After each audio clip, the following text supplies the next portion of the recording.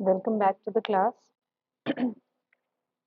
कल हमने डिस्कस किया था प्रिवेंशन स्कीम्स ऑफ डेडलॉक, जो कि वेट एंड डाई या वॉन्ट एंड वेट के बारे में था।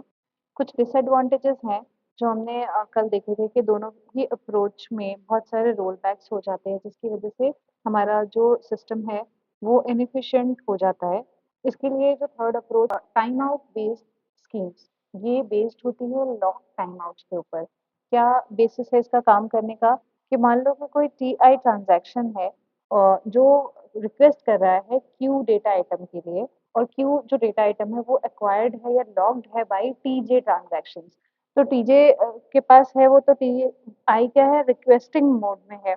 अब इसके लिए हम एक टाइम स्टैम्प कर देते हैं, मतलब एक टाइम स्टैम्प टाइम आउट होता है जो टी आई या हर ट्रांजैक्शन का होता है। मान लो कि 5 मिनट या 2 मिनट किसी का टाइम लिमिट है कि वो इतनी देर तक ही रिक्वेस्टिंग मोड में रहेगा। अदरवाइज अगर उसको इतने देर में नहीं मिला, ग्रांट नहीं हुआ वो लॉक जो रिक्वेस्ट कर रहा है, तो उसको हम रोल बैक में ले जाते हैं और टाइम आउट हो जाता है उसका और वो रीस्टार्ट होता है, तो दोबारा से रिक्वेस्टिंग फेज में आता है। और जैसे जैसे टाइम स्टैम्प बड़ा हो जाता है तो वो एंडर ट्रांजैक्शन हो जाता है, तो उसके हिसाब से उसको फिर मिल जाता है जो भी वो रिक्वेस्ट कर रहा है डेटा आइटम। तो इसका बेसिस लॉजिक क्या है, बेसिक के उसको एक हम कुछ तो एक टाइम आउट टाइमर दे देते हैं। वो टाइम आउट हो जाने के बाद, मतलब 5 क्लॉक का टाइमर दे दिया मान लो, तो ये जब 5 4 3 2 1 0 जैसे ही हो जाएगा, ये टाइमर एक्सपायर होगा, तो ये रिक्वेस्टिंग जो है ये फिनिश होके रोल बैक हो जाएगा और ये ट्रांजैक्शन टी आई जो है रीस्टार्ट हो जाएगा। तो ये जो बहुत बार रोल बैक्स होने के जो इनएफिशिएंसी क्रिएट करना होता है बाकी दोनों अप्रोचेस से, वो इस वाले अप्रोच में कम हो जाता है। तो ये था थर्ड अप्रोच। ये इजी टू इम्प्लीमेंट है, ये बहुत अच्छा वर्क करती है शॉर्ट ट्रांजैक्शंस के लिए। लेकिन जहाँ पे लॉन्गर ट्रांजैक्शंस होते हैं वो डेडलॉक्स में तभी भी जा सकते हैं, इसके इस अप्रोच में भी। ये डिसाइड करना ऊपर इसमें जो डिसएडवांटेज है वो ये है कि आप ये डिसाइड बहुत जल्दी नहीं कर पाते हो या बहुत आसानी से नहीं कर पाओगे कि ट्रांजैक्शन का ये जो मैंने बोला ना टाइम आउट लिमिट, ये क्या रखे हम जिससे हमारी सिस्टम की इफिशिएंसी बेस्ट हो। ये how long a transaction should wait, ये डिसाइड करना थोड़ा डिफिकल्ट होता है।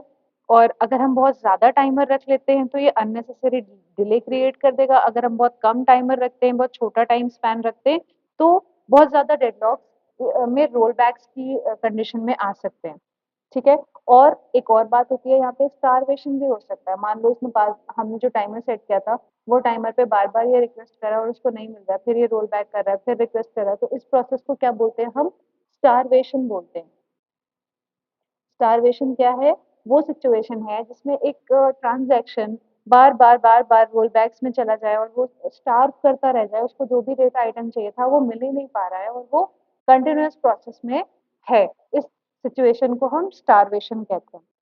अब नेक्स्ट टॉपिक है हमारा डेडलॉक डिटेक्शन। प्रिवेंशन हमने देख लिए, अब डिटेक्शन डिटेक्शन और रिकवरी है।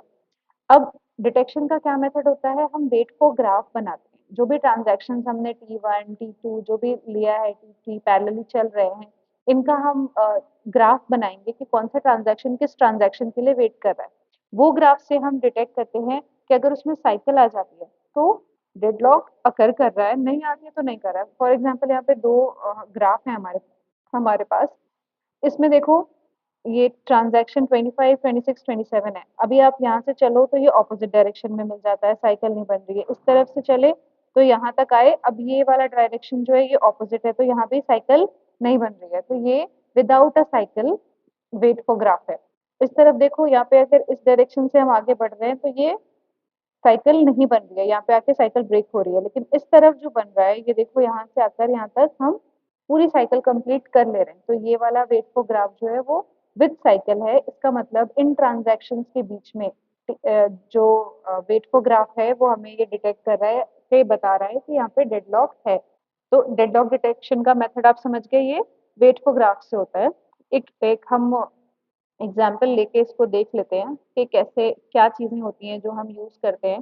ट्रांजैक्शन है, ये कुछ डेटा आइटम्स हैं जिसको वो रिक्वेस्ट करेगा, और लॉक मोड। ठीक है।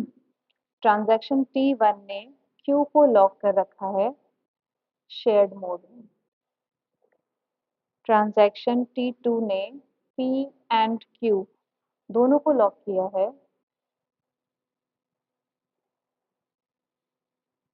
एक्सक्लूसिव मोड में। ठीक है, ये दोनों को किया है। ट्रांजैक्शन T3 ने Q को लॉक करने के लिए शेयर्ड मोड में रिक्वेस्ट करी है और ट्रांजैक्शन T4 ने P को एक्सक्लूसिव लॉक। अब इसका अगर हमें वेट फॉर ग्राफ बनाना है तो यहाँ पे कितने ट्रांजैक्शंस हैं? T1, T2, T3 and T4। Okay, ठीक है। अब देखो T1 से क्या, T1 ने क्यों ले लिया है पहले शेयर्ड मोड पे, तो ओके इसको शेयर्ड मोड पे क्यों मिल गया। T2 ने क्यू जो P एक्सक्लूसिव ले लिया, तो ये मिल जाएगा इसको, लेकिन क्यू एक्सक्लूसिव क्या T2 को मिलेगा? नहीं, क्योंकि एक्सक्लूसिव लॉक के लिए शेयरिंग अलाउड नहीं है, तो तभी मिलेगा जब ये पूरा पूरा इसको एलोकेट हो सके। तो T2 वेट कर रहा है T1 के रिसोर्स के फ्री होने का, तब जाके वो क्यू लेगा इस वाले के लिए। ये तो क्लियर था, इसके लिए उसको वेट करना पड़ेगा। T3 का अगर हम देखेंगे तो T3 ने क्या मांगा है? क्यू शेयर्ड मोड में। शेयर्ड मोड में तो ये मिल सकता है क्योंकि यहाँ पे भी शेयर्ड मोड में है, तो ये वो ले सकता है शेयर्ड मोड में, तो ये कोई डिपेंडेंसी नहीं बनेगी इसकी। T4 को P चाहिए एक्सक्लूसिव, T2 ऑलरेडी P को यूज कर रहा है एक्सक्लूसिवली, तो T4 को भी वेट करना है फॉर T2। तो यहाँ पे एक और एज बनेगी यहाँ पे।